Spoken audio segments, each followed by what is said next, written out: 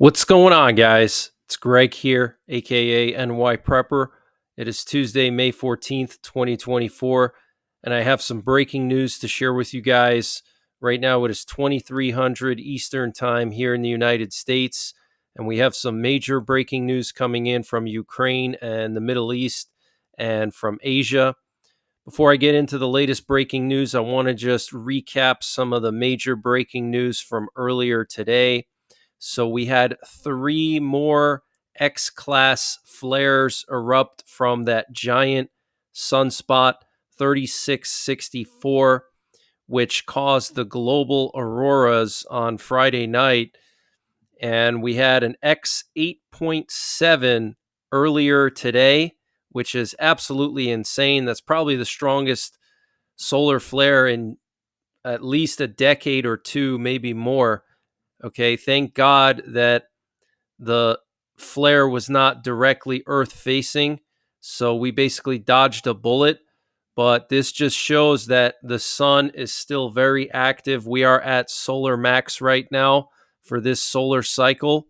So we're going to see more of these global auroras, and I don't think we've seen the last of the global auroras. And I think the next time around, we may have major power outages around the world and communications interruptions around the world.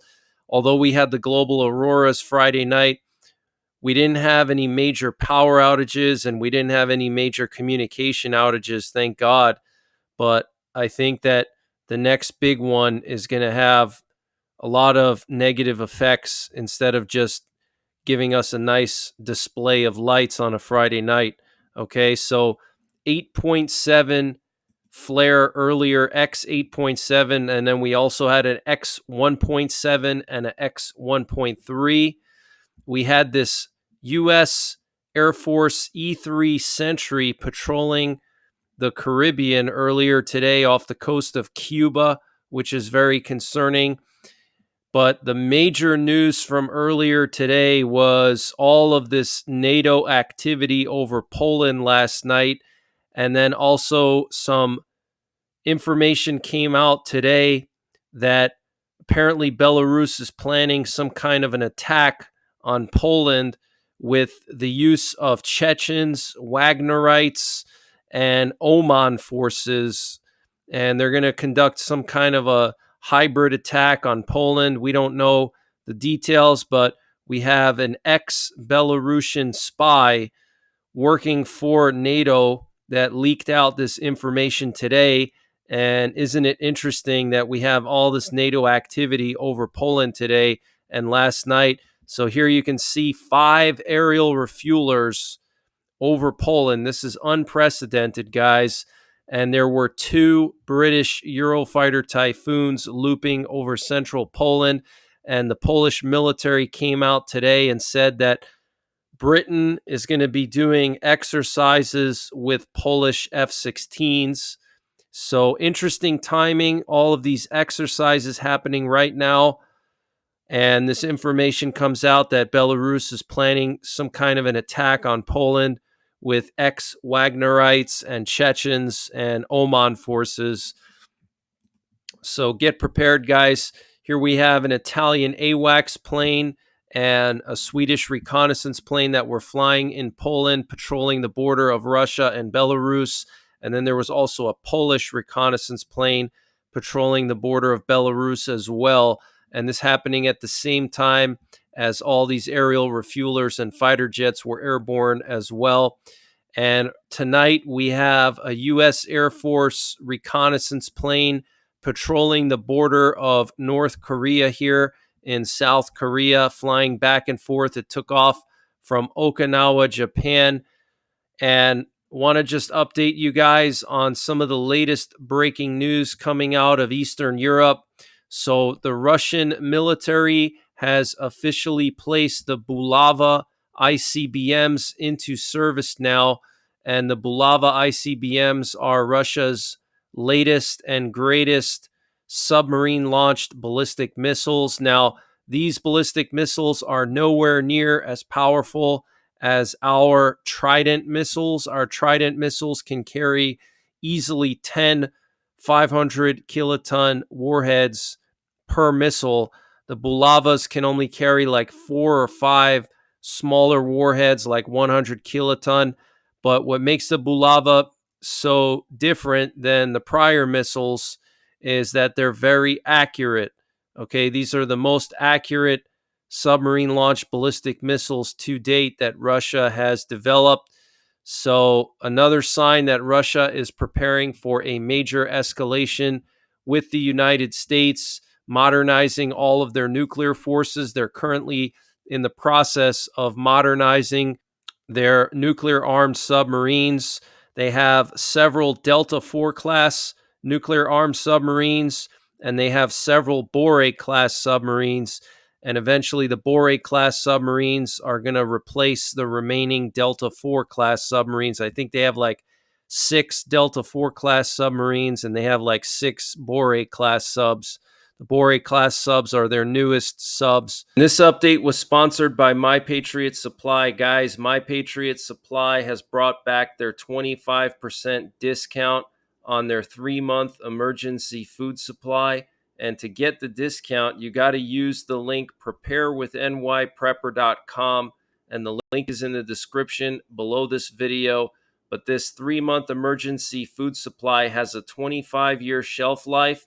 It includes over 2,000 calories per day, breakfasts, lunches, dinners, drinks, and snacks, all contained within 6 rugged water-resistant buckets, and free shipping is included.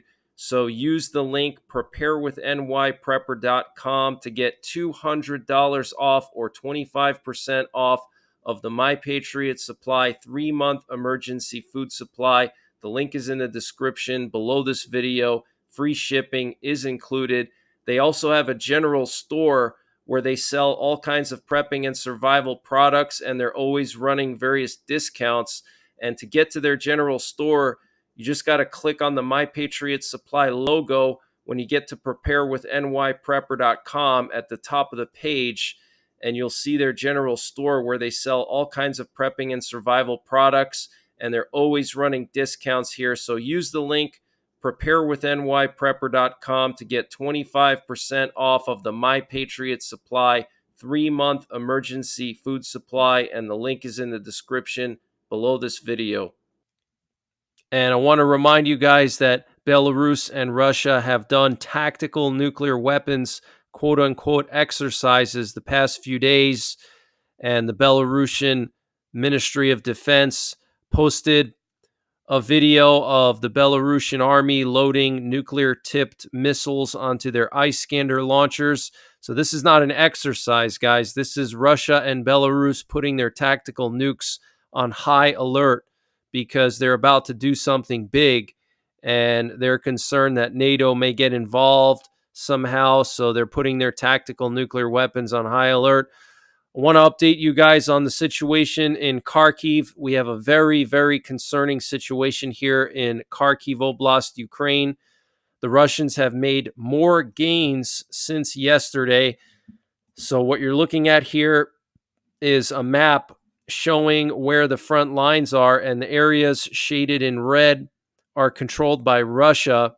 So let me show you guys how much gains the Russians have made today. So here's what the front line looks like today. And then if we go back to yesterday, you can see a huge difference, particularly near Vovchansk. Okay, this is yesterday. Now today, yesterday, today, yesterday, today. Okay, you can see this big push here near Buravatka. Okay, the Russians took this village here, and we're also hearing that the Russians have entered the center of Vovchansk. Okay, so this was yesterday, and then now today. Look at the advance. Okay, so the Russians are moving fast. They're gaining a lot of territory in Kharkiv. We're hearing that they have officially seized the villages of Lukyansky, Buravatka, and they have now reached the center of Vovchansk. Okay, so this is Lukyansky right here. All right, so they've basically secured a foothold in the Kharkiv Oblast. Once they get Vovchansk, It's just a straight shot right into Kharkiv down this highway here. And then this highway right here through Lipsy, they just can go straight down into Kharkiv. Okay, this is literally 15 miles from Kharkiv. All right. And this could turn into a modern day Stalingrad because for both sides, Kharkiv is very important. Okay, Kharkiv has a large Russian population. And during the USSR, there were a lot of factories and industry there. That's where they had a T-72 factory. And for Ukraine, this is the second most populated city in Ukraine. Millions of people live there. So this could easily turn into a modern day Stalingrad, maybe even worse than Stalingrad. We'll have to wait and see because Kharkiv is so massive and there's even more civilians in Kharkiv than there was in Stalingrad. Okay, so there could be a lot of civilians trapped here when the Russian forces come in, and you're going to see a lot of civilians caught in the crossfire. Okay, if this goes down the way I think it will. And Ukraine hit the Belbek airfield in Crimea overnight last night with multiple ATACMS missiles. Here's a satellite picture showing where the fires are located from these missile impacts on this airfield operated by Russia in Crimea. And we have Lithuanian soldiers training with NATO on urban combat. And this training is happening literally just a few miles from the border of Belarus in Pabrady. You can see on the map here. Okay, it's right near Vilnius. And this is the same area where Belarus placed an entire mechanized brigade with hundreds of tanks and thousands of recruited soldiers. And this is the area where the president of Belarus, Lukashenko, visited his commanders in this area and said that they're going to have to go into Lithuania. This was about 2 or 3 months ago. Okay, so Lithuania and NATO are conducting urban combat training in this area. We have some video footage coming out from NATO showing their training. So check it out, guys.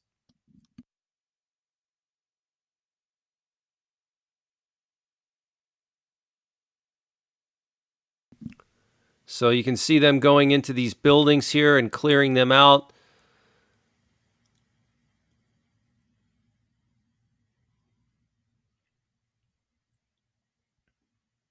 And this exercise is called Grand Quadriga 24. Also, the Germans and the French were involved in this exercise as well. So, very serious situation going on in Lithuania. And Bloomberg is reporting that the U.S. is going to triple the production of 30,000-pound bunker busters. A U.S. Army ammunition plant in Oklahoma is being expanded to at least triple monthly production of the U.S.'s biggest non-nuclear bomb, a weapon often invoked in debates about a potential attack on deeply buried nuclear facilities in Iran or North Korea. This is being reported by Bloomberg. McAllister Army Ammunition Plant in Oklahoma is being expanded to increase the production capacity of the GBU 57A/B, or Massive Ordnance Penetrator. Right now, there is facilitation for just 2 of these massive bombs per month. And the new assembly area will open sometime in the next 5 months and allow for the production of at least 6 and possibly even 8 massive ordnance penetrators per month.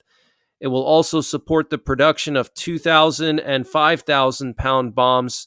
Massive ordnance penetrators are only integrated on the U.S. Air Force's B-2 stealth bombers and are essential to contingency plans for striking Iran or North Korea's hardened WMD and ballistic missile facilities. Okay, so this is a sign that the U.S. is potentially preparing to destroy Iran's and North Korea's nuclear weapons bunkers. And I've showed you guys a lot of those bunkers in Iran. They have several of these bunkers, actually dozens and dozens of them, where they store missiles and warheads. Okay, so this massive ordnance penetrator would be the perfect weapon in that situation because it can penetrate and it's not nuclear and it can do a lot of damage. Okay, so our stealth bombers could literally just fly over Iran undetected and just annihilate all these different bunkers in Iran and North Korea. And U.S. National Security Advisor Jake Sullivan is currently planning a visit to both Israel and Saudi Arabia this week to discuss the ongoing war in Israel, as well as rising tensions regarding Israel's invasion of Rafah in southern Gaza.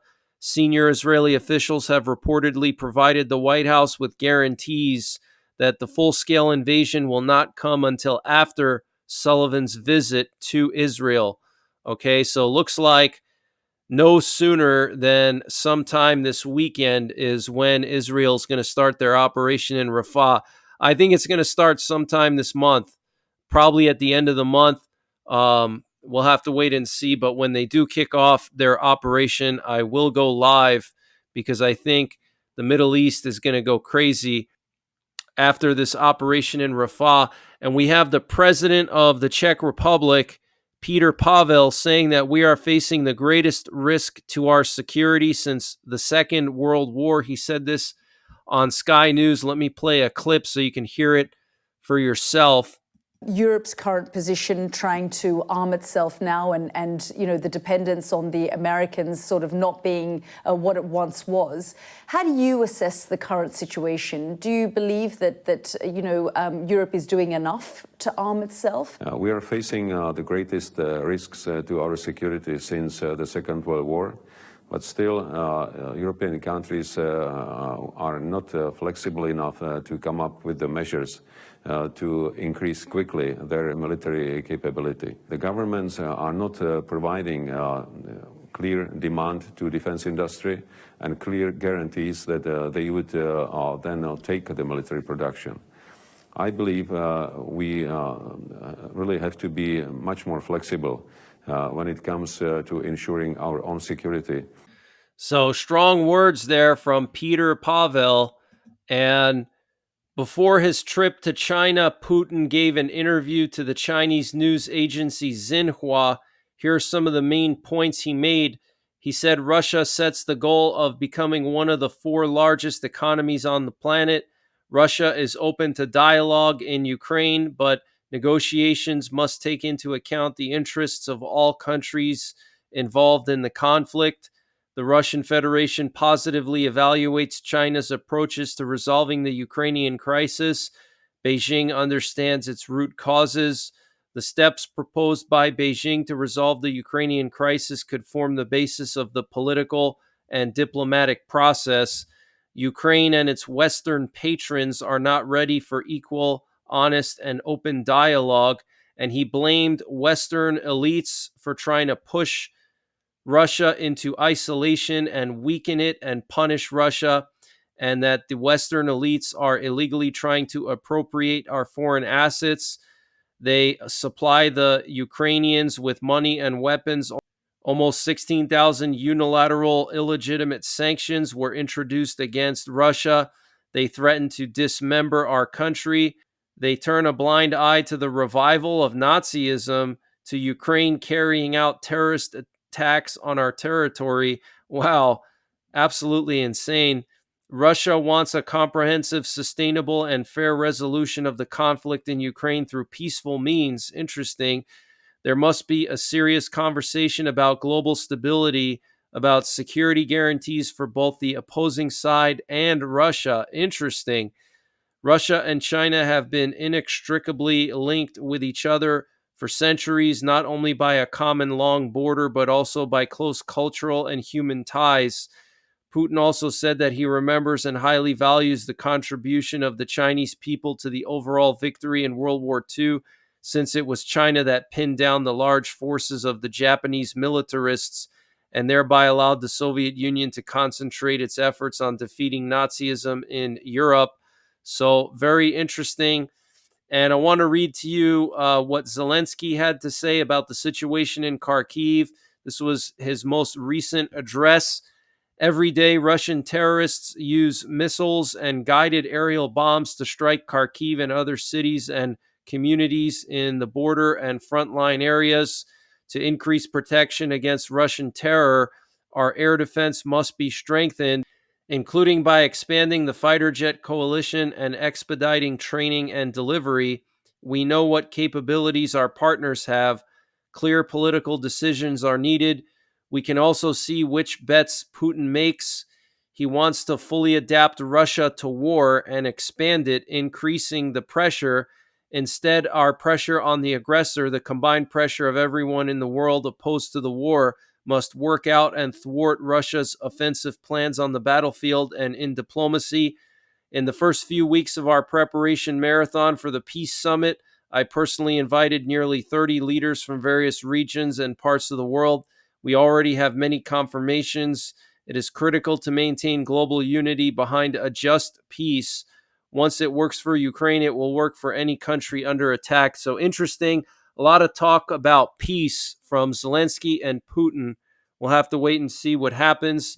And Ukraine rolled out emergency blackouts Tuesday after weeks of Russian strikes on power plants left the country unable to deal with a drop in temperatures. State power operator Ukrenergo said Russia has launched some of its most devastating strikes on Ukraine's energy facilities in recent months, knocking out key facilities and forcing Ukraine to import electricity from neighboring EU countries to meet demand. From 2100 to 2400 hours local time, Ukrenergo is forced to introduce controlled emergency shutdowns in all regions of Ukraine. It said in a post on Telegram. The reason for this is a significant shortage of electricity in the system as a result of Russian strikes and increased consumption due to a cold snap. It was unclear how severe the power outages were across the country. In the capital city, the city administration said 10% of households had been disconnected. Footage shared on social media from the western city of Lviv showed buildings in complete darkness in the city center and streetlights switched off. Ukrenergo said electricity supplies to businesses would be rationed throughout Wednesday. Okay, so what you're looking at here is video footage coming from Lviv, and you can see no power at all in the whole city. Okay, no streetlights, no power to all the buildings. Okay, and this is going to be going on from 9 p.m. to midnight every night in Ukraine. Okay, throughout the whole country. Absolutely insane, guys. And the permanent representative of Russia to the UN, Vasily Nebenzia, said that Zelensky and his clique need to be sent to the dustbin of history. Okay, let me just play this for you. It's in Russian, but absolutely insane. Остановить ее можно, лишь отправив Зеленского и его шайка, да и всю майданную власть, туда, куда они заслуживают, на свалку истории. And what's interesting is earlier today, several buses in Russia spontaneously caught on fire. This happened in Vladivostok. 8 buses in a garage of some kind caught fire. They look like municipal buses. And what's interesting is 2 days ago on Sunday, a bunch of buses were set on fire in Poland.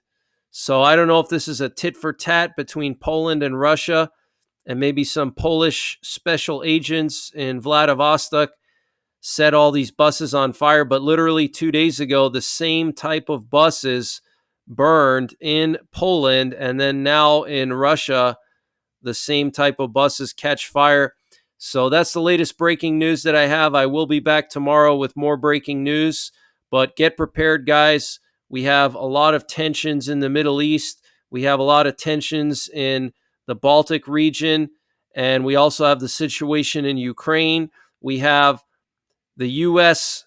trying to build a massive amount of these bunker buster bombs that can be dropped on North Korea and Iran from B-2 stealth bombers to neutralize their nuclear arsenals. So something big is about to happen. We also have the sun. I don't think we've seen the last of those solar flares. We're going to see more. So make sure you're prepared for that. Make sure you have plans in place in case the power goes down, in case communications go down. Have a communications plan for your family, how you guys can get in touch and where you're going to meet if, let's say, cell phones go down or internet goes down. Okay, don't rely on satellites and internet. Okay, so have a communication plan, have a rendezvous location. So check out my Telegram channel. I post all my updates to my Telegram. So if you follow me on Telegram, you'll never miss an update. And it's just t.me/NYPrepper1. I'll leave a link to my Telegram in the comments down below. And until next time, take care, God bless, and don't forget the 3 Ps: prepare, practice, and persevere. Culinary out.